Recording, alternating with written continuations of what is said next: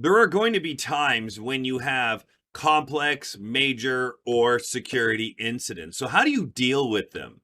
Well, what defines something like a regular incident versus a major, complex, or security incident? Well, when it comes to regular incidents, they are typically limited to a few users or just like a minor service, whereas something that's major, complex, or security related has a more organization wide or critical service effect on us.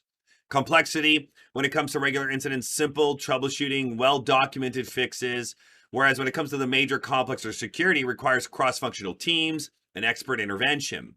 When it comes to resolution time, regular incidents are quick to resolve, typically handled by support staff. Whereas with major, complex, or security incidents, it's just really, it takes a longer amount of time. So, longer resolution, and it may require crisis management. Business disruption is minimal for regular incidents, whereas with major, complex, and security can have high financial or an operational impact. When it comes to security risk, there's really no security or compliance risk involved with regular incidents, but definitely if it's a security incident, it definitely we're probably dealing with major security breaches, compliance risk, legal exposure, reputational damage, and a whole lot more. And then escalation for regular incidents typically handled by tier 1, tier 2 IT support.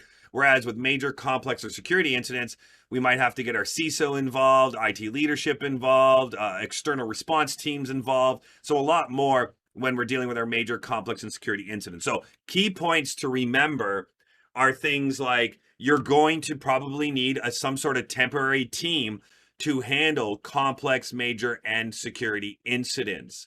Why? Because they are typically going to have the knowledge that is necessary to deal with these complex, major, and security incidents. In addition, we're going to have to bring together, as part of this temporary team, various representatives from different stakeholder groups, depending on what that major, complex, or security incident is affecting. We got to get the right people involved to make sure we're dealing with it in the right way.